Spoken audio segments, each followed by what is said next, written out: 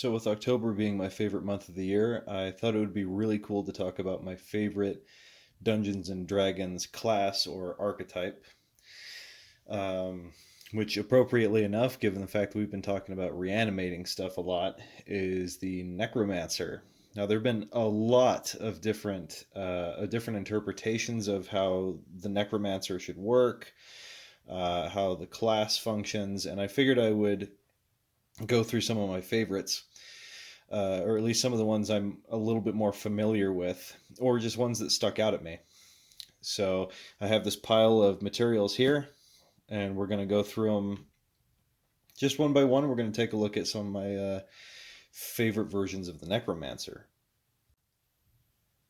So the simplest version I've seen as like a supplement comes from the White Box Omnibus.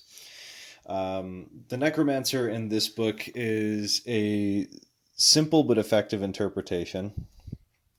It has an ability that I kind of want to bring up later. Okay, here it is. So it's just a type of magic user. This is all there is on being a necromancer. It says there are wizards who focus their arcane studies on the undead. These necromancers may banish undead just like a cleric of equal level. Undead who are banished in this fashion are brought to heal as minions and servants. However, because of these studies, they may only learn a limited number of 5th and 6th level spells. The only 5th and 6th level spell they are capable of learning are Animate Dead, Magic Jar, and the Death Spell. So this is just an alternate version of a magic user in this case, and it gives them the ability to turn or command the undead in a similar fashion to like a chaos or evil cleric, if we're talking like first edition. So I mean that's really all there is about the white box version of the Necromancer. I've played it a little bit. In early levels, you can't really tell a difference until you start running into the undead, which shouldn't take too long because skeletons are fairly common. So you should be able to build a sizable force, although temporarily for a little bit. So, yep, that's the white box Necromancer. So in first edition or Osric, there are two Necromancer types that I know of. One of which comes from Dragon Magazine, and the other one comes from here. And they're pretty different, but they tackle a similar issue in similar ways. Namely, I think that the issue they were trying to tackle is how do you get sort of like a reanimating archetype of a necromancer from level. I mean, I guess this one doesn't do it from level one, but how do you get that going from early levels? Because the ability to animate the dead, if I'm remembering correctly, it doesn't really come into play for a wizard at least or a magic user until around till around ninth level, and clerics have access to it from around sixth, I think. Just estimating, of course. I don't have the player's handbook in front of me, but the exhumed obscura necromancer is actually more of a cleric subclass. Where is he at? The orator. Here we go. The necromancer. So the necromancer in this case, this is going to be a lot more of like a frontline class. They're proficient with armor like a cleric is, but they don't have the weapon restrictions, so they can use any weapon. They can use any armor. Um, and they introduce like the laboratory kind of feel, so you get a little bit of a Frankenstein feel. Because here it says like just to cast your spells. Where's that at? Should be like right here. Here it is. To cast first level spells, the necromancer must have invested 1,000 gold pieces in lodging and materials. Luckily, they're like, we will assume they have spent this coin over time already, and already have what is required of them to cast first level spells before they venture out. So in this version, you actually need to spend resources in order to build a laboratory, so you can create undead, and they have spells to represent that. Actually, this is like I was saying earlier. They've tackled the issue of how do you make sort of an undead lord type necromancer from first level, and they do this by giving you a spell that takes time, but you can still build an army with it, provided you have time and resources. Where's that at? Manufacture undead. This is what I'm talking about here. This whole block of text is just manufacture undead, and the casting time is 1 round for controlling actions. I'm not sure what that means, but it says the necromancer must spend time in his lab to develop special potions for the spell to work. Once the potions have been made, they can be applied to any available corpses. The necromancer can make as many potions as they have time and materials for, but have limited control over more powerful undead. In addition, they can only manufacture undead based on their level of experience. So as you see here, you got different kinds of undead. Let's see if I can zoom in there for you. Yeah, so you got different kinds of undead, which is going to take different time periods to create. And then down a little farther, you have the control number and the maximum number controlled of each type. So, for example, to to create a skeleton, it takes 3 days for me to make a skeleton, but I'm still doing it. You can still do it from first level. So they kind of give you a way to be that undead master necromancer type from first level. It just takes a little time to do that. And something I do like about that version of creating the undead is it gives the necromancer something to do during downtime. Something you'll notice about a lot of the classes, if you have this supplement for Osric, is that a lot of the classes in here are they're very role play heavy. So they have stuff that can happen out of combat. In fact, almost all of the necro spells in this they're like preparatory. So like there's arrows made of bone that you can make and fire from a bow, and they do like magical damage and stuff, but you have to take time to prepare the arrows for that to work. I don't know why I closed this because because I'm gonna talk about how base score requirements can paint a picture of how this person sees a necromancer behaving or what their capabilities would be. Let's see. That's a lot of the stuff on this channel is just me flipping through books, isn't it? I got to get better at that. Okay, here we go. We're back. So, like I said, the base stat requirements for playing a necromancer can give us a good idea of what this necromancer's personality or what their behavior might be beyond the obvious trappings of the class. And it says here we need a strength of 10, intelligence of 11, wisdom of 11, and con of 10. Those are pretty middle of the road stats. So what it's kind of saying to me here is that a necromancer can be sort of an everyman. This which is a little surprising because the description of this necromancer says that it's like a combination between the arcane, the divine, and the alchemical into this kind of mystic, inscrutable type spellcaster that like nobody's quite sure how necromancy works, but it's a combination of the divine and the arcane. And it's I found the flavor to be very, very cool. I've played a little bit of this guy, except what I have played I actually ported into Swords and Wizardry to play with some friends a while ago. It works okay in Swords and Wizardry. Some of the spells don't translate very well, but the class itself works pretty good. So Exhumed Obscura Necromancer, definitely one of my more preferred interpretations. But the next one I want to talk about is as far as the spectrum between and flavor and function goes, it's far more on the side of flavor. This is an article written by Leonard Lakofka for the Leoman's Tiny Hut section of Dragon Magazine. And this class is called the Death Master.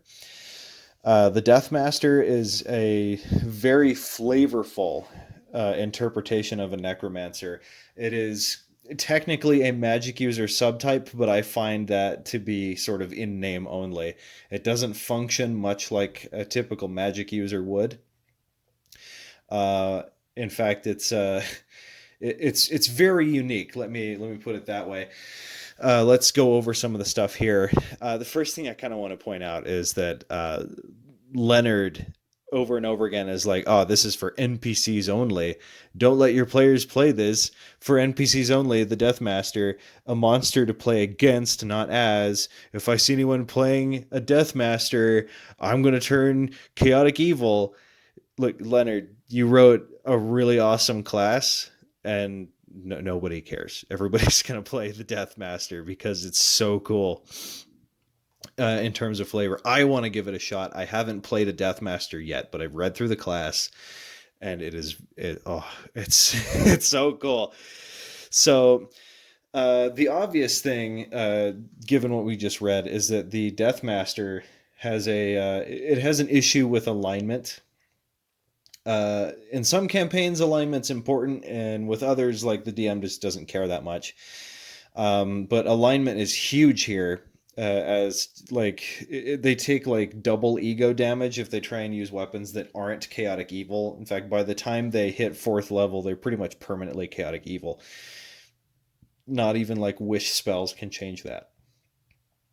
So let's draw some attention first, if I can find it. Okay, so last time I talked a little bit about how ability scores, or at least in the last little bit, I talked about how ability scores can sort of paint a picture of how this person sees the Necromancer working. And over here it says the ability score requirements for for this non-player character, for the Deathmaster, are as follows. The strength of at least 9, intelligence of at least 15, wisdom always less than 13, dexterity at least 12, constitution of 14 or better, charisma always below 8. So the way this version treats the Necromancer is that as its wisdom is always less than 13, it means like its sanity and connection with reality is average at best, where a lot of the Deathmasters seem to be kind of insane. I'm not sure how much I agree with that, because I mean, I guess, yeah, Necromancers can be kind of they can be kind of nutso, but one thing I really don't get is why charisma is always below 8. I mean, I get that they're sort of an evil spellcaster, but if you're out in the graveyard, you're digging up corpses, and somebody goes, "Hey, what are you doing?" You figure they might have practiced going like, "Oh, I was hired to relocate these bodies," or something like that, at least, to sort of cover their trail. But no, this Necromancer is just like, screw off, I'm I'm reanimating the dead. Be gone, peasant. Uh, um, so similarly to the Exhumed Obscura Necromancer, this version uses potions and alchemical things to reanimate the dead. They're definitely a lot more like an alchemist or a magic user in terms of its base stats, because it says it has to have at least a 15 intelligence, which is, I mean, that's pretty hard to do in first edition. I mean, I guess it's not that hard depending on how you roll your stats, but yeah, I mean that's pretty demanding, and especially because you have to have stats that are below certain things. I've never seen a class that's like, you can have a charisma no higher than 8, and you can have a wisdom no higher than 13.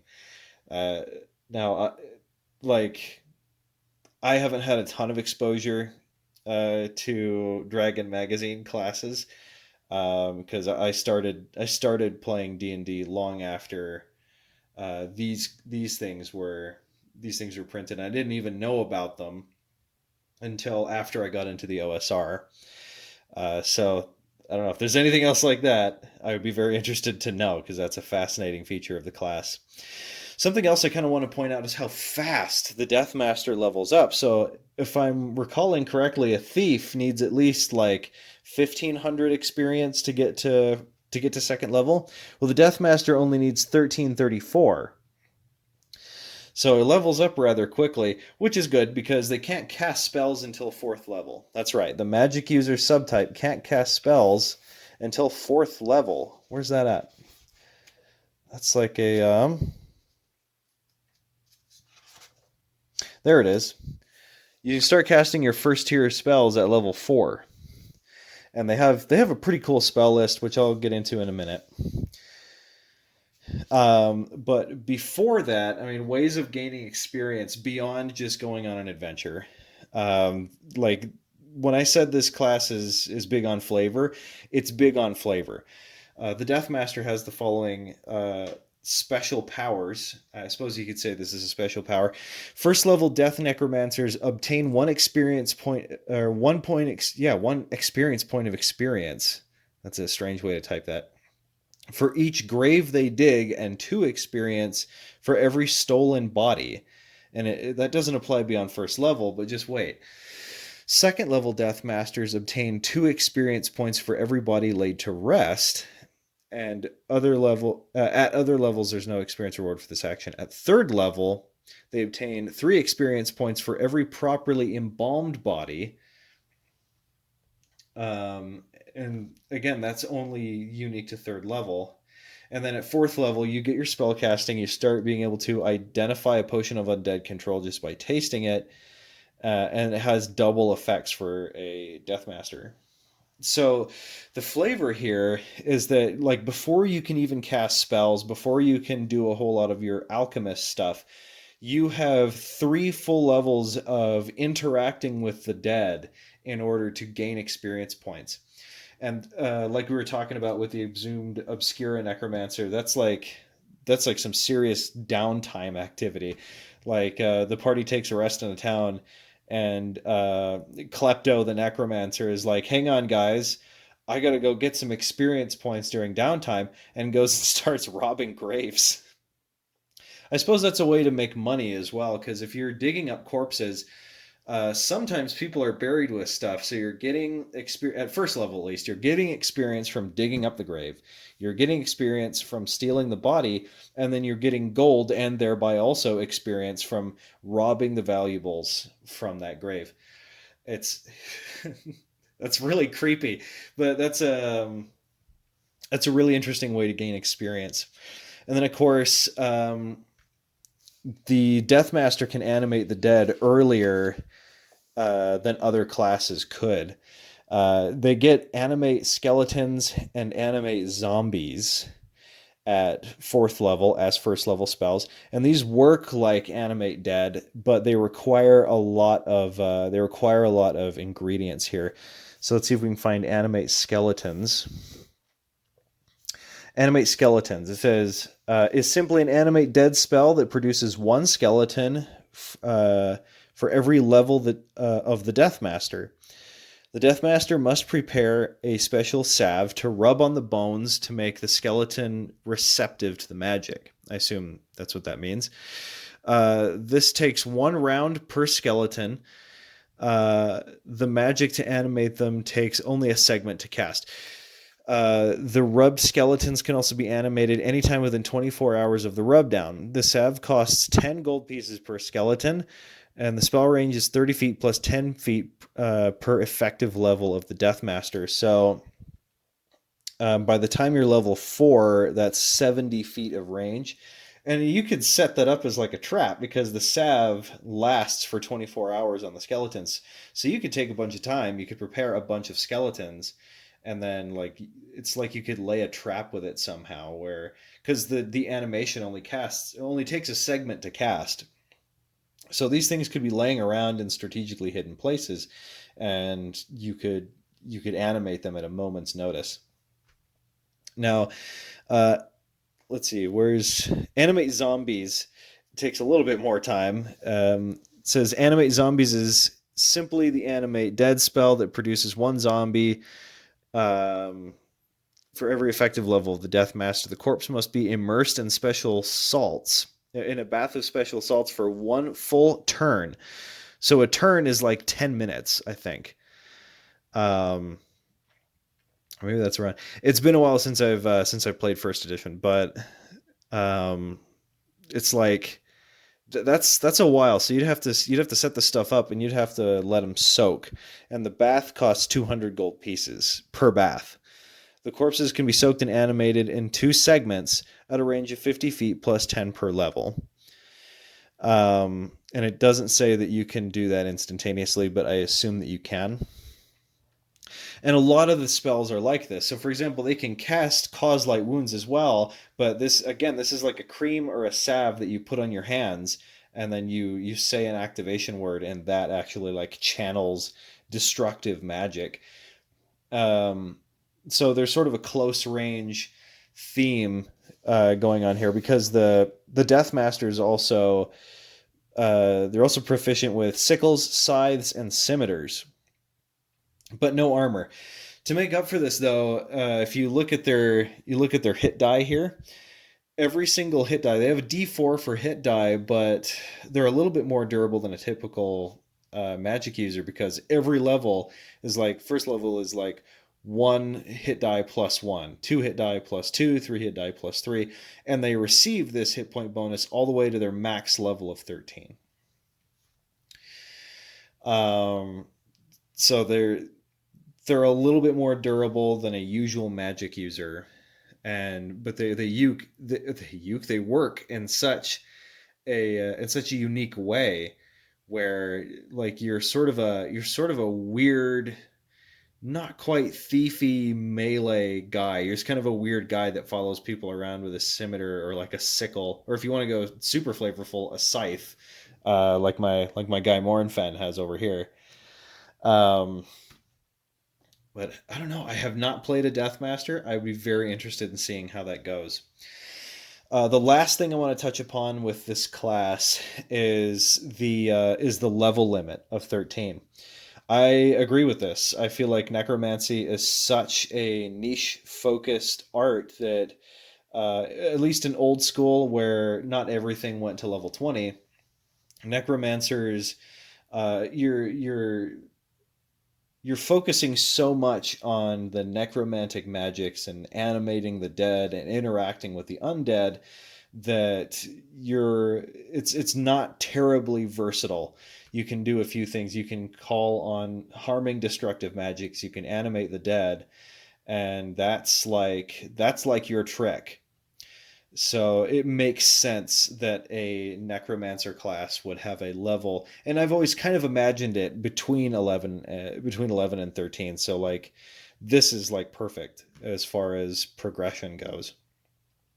And of course, there's another way to look at it, and there's like a couple of ways that I see it is um, either the necromancer is like this where it's hyper specialized and you have all this cool flavor, or another example of how it might be is in the player's handbook you have a subtype of magic user called an illusionist, which has the same range of levels I think as a magic user, but it doesn't go up to ninth tier magic. I think they can cast up to like seventh tier because of their specialization, but they have different special abilities to go along with that, and that's another way to do the necromancer. And I think that's what they did with um, the Micheler Necromancer, which I feel is sort of the opposite end of the spectrum of the Lakofka Necromancer.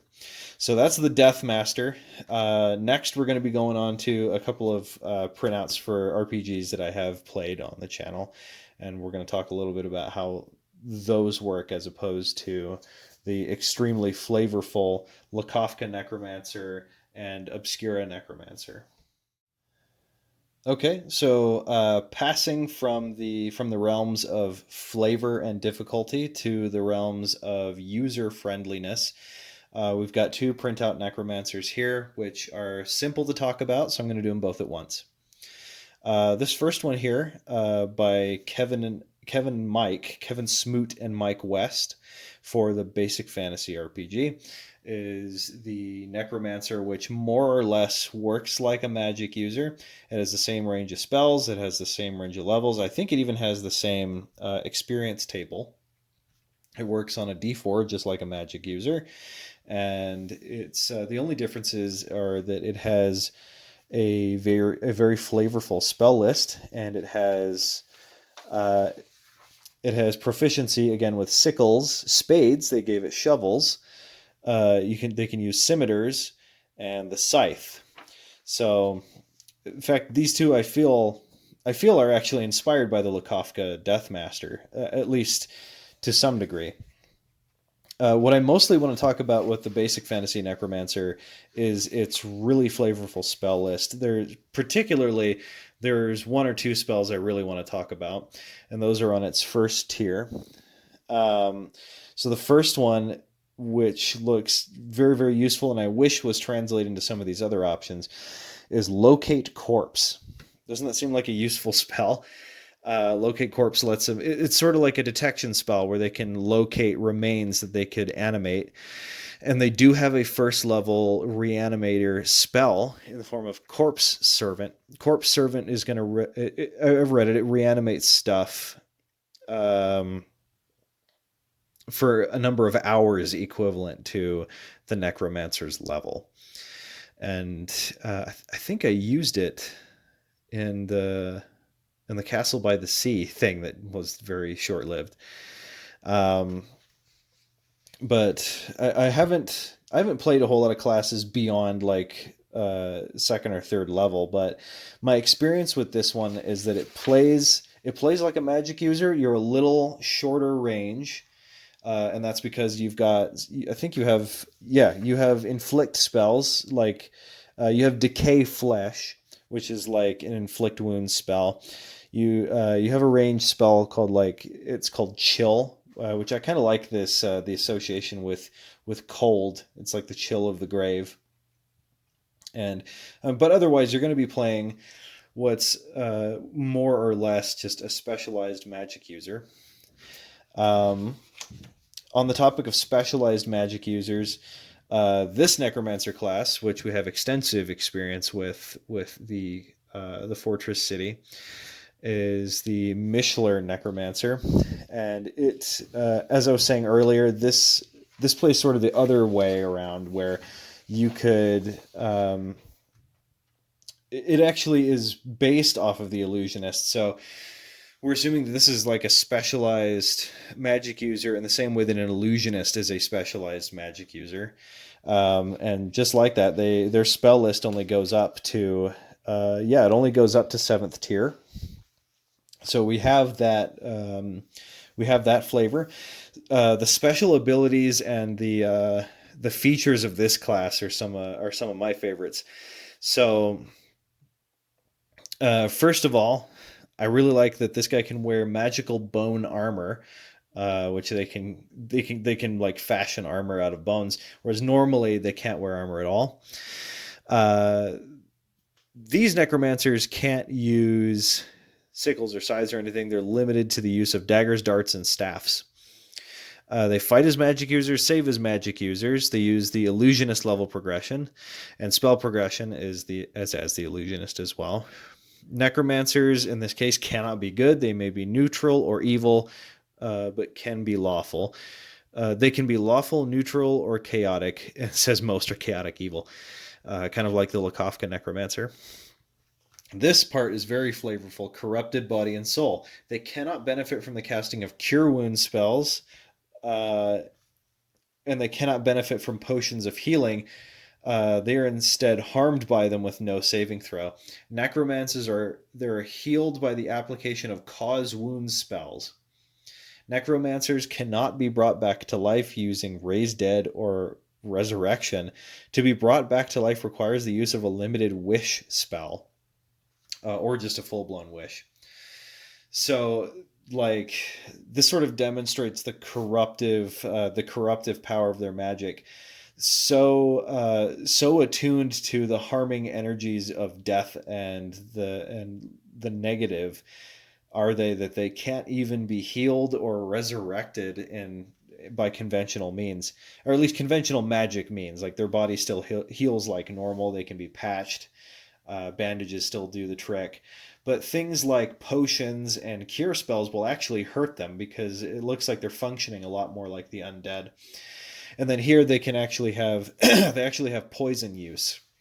They can manufacture poisons as they advance in level, and that makes a lot of sense to me. Because what's a good way to keep a body intact?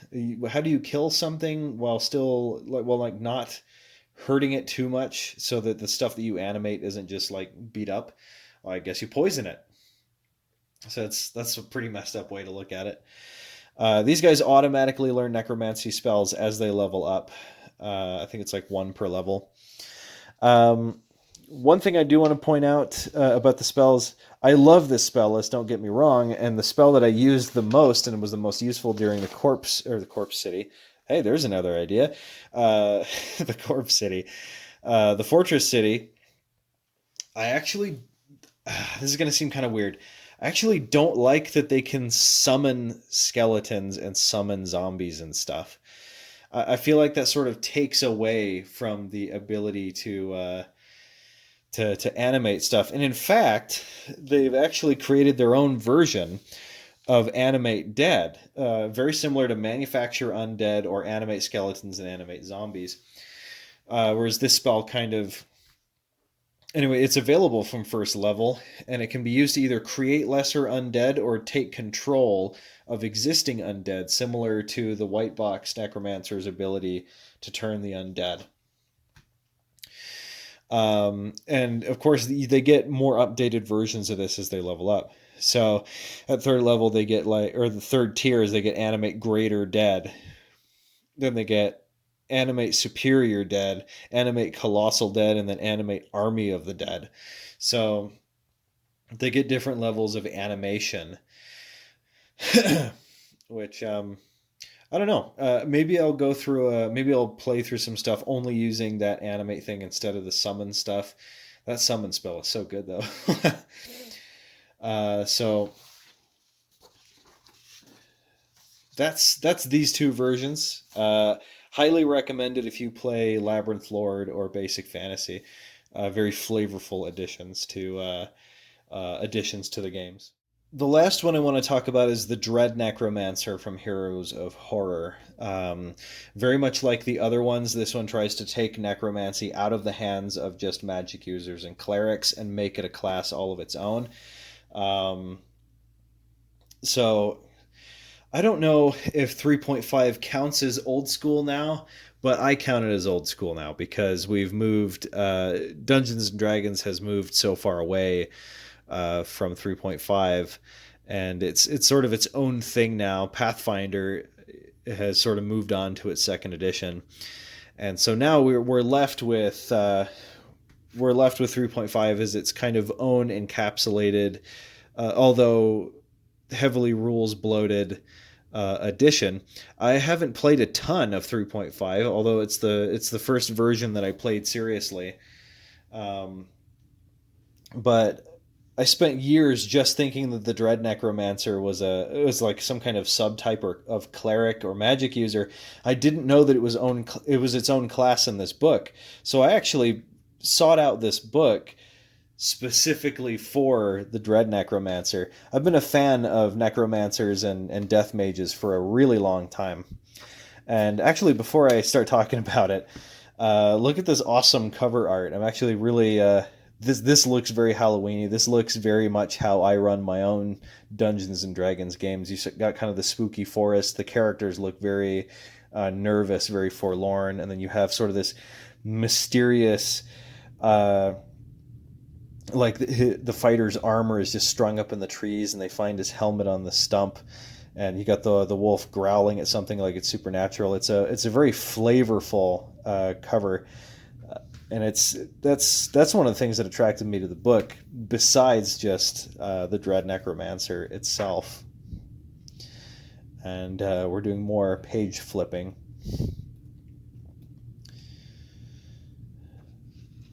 Is this it? Yep. Okay. So the Dread Necromancer, um, let's see, what should I compare it to? This is kind of like the Lakofka Necromancer 8, the Obscura Necromancer. And then they have it produced like this weird kind of middle of the road thing where they have armor proficiencies, they have weapon proficiencies, but they're slightly less. They have a d6 for hit die. They can cast all the way up to 9th tier spells. They can't animate the dead from first level, but they can summon it a lot like the Micheler Necromancer. And they also have like the white box necromancer's ability to like rebuke the undead, so they can like command existing undead to serve them. They have like a charnel touch. I have played the Dread Necromancer a little bit, and I remember really really liking charnel touch, especially once you get I think it's called Ghostly Hand. I can't remember, but you summon a hand, and this hand can deliver your charnel touch for you. Uh, the Dread Necromancer notably is a spontaneous spellcaster, so you do not have to prepare your spells ahead of time, so you can cast any spell you know at any time. It's pretty wild. The Dread Necromancer starts as more of like a Gish or a Battle Mage type build because you have things like Charnel Touch. You have a martial weapon that you can train in, which, I mean, why wouldn't you take a scythe? I mean, I've read some like optimization guides for the Dread Necromancer. I'm not that kind of guy myself, but what people normally recommend is that you take a composite longbow and a chain shirt, which a bow wielding necromancer. And I never really thought of that, but it's an interesting image. But this class is definitely built around sort of becoming that undead army commander. I've seen a lot of people argue that it's probably the best reanimator class in 3.5. And having played a few levels of it, I would have to agree. Because from first level, they can summon the undead, they can command the undead, and they can start reanimating very early. I had something I was going to talk about, and I've completely forgotten about it because I was talking about. Becoming a Lich is just sort of part of this class. You can craft Wondrous Item, and then at 20th level, you get Advanced Learning and Lich Transformation. Whereas becoming a Lich in the Exhumed and Lakofka Necromancers, that's like a spell you do. Whoa, excuse me. Very inappropriate. But Lichdom is I've noticed is sort of like a focus in writing a lot of these classes where it's never really something I thought much about because when I'm solo gaming, I never really think about the higher levels. So I figure it's very interesting to turn into a Lich. And for that matter, if you turn into a Lich, I haven't seen this question answered, but maybe I should research it a little bit. If you turn into a Lich, could you turn into a Demi-Lich? Like, if you don't absorb any souls or anything? So, could we potentially have a player character Demi-Lich? Anyway, this class has the same kind of alignment issues that the Lakofka and the Micheler Necromancer have, where you're more drawn to sort of that evil side of things. And in 3.5, that makes a lot of sense because, and also in slightly earlier versions of the game, because the negative energy plane is sort of what powers the undead, and that's sort of like this endless need to consume and destroy. And in some versions, all undead are sort of aware of the demon lord Orcus, and Orcus a little bit of Orcus's essence is kind of an all undead, causing them to want to consume and destroy, and to generally be less than savory people. In the case of the intelligent undead, like Morgs or like Wraiths. So, yep, those are the necromancers that most caught my attention. If I'm gonna choose a favorite in terms of both flavor and user friendliness, I'm probably gonna pick the Micheler Necromancer. Now, that's not to say that I don't like the other ones, because the Lakofka Necromancer, the Deathmaster, very flavorful, as well as the Exhumed Obscura Necromancer. Something about this guy confused me, and I'll talk about that in just a second. But I find that the Micheler Necromancer is that perfect blend of flavor and user friendliness that creates sort of a Necromancer experience that's arguably not quite as authentic as something like the Lakofka Deathmaster, but it's definitely, you're not just playing a magic user because you have enough stuff to set you apart. Like, you can't be healed normally. You can make potions, you can make bone armor, you can summon the undead. You're focused on death. You have reflavored versions of inflict wounds, cause wounds. So like this class has like a ranged version of cause wounds that looks like black lightning, which I used wrong in my playthrough. But the thing that sort of confused me about the Obscura Necromancer is that it has a spell that would suggest it has the ability to turn undead like a cleric, and in fact, it says in most other respects it's like a cleric. But I can't seem to. It doesn't mention in its class abilities anywhere that it has the ability to turn the undead, even though it has a spell that enhances its ability to do so. So I've sort of just assumed that it can. Anyway, that was a long rambly video about necromancers and which ones I like the most. But I thought it was appropriate for Halloween season. I hope you enjoyed it. I've got a couple other things I want to talk about in different videos. The next ones I'm going to be talking about is tabletop horror games, and a couple that just came in the mail recently. So we will see you then.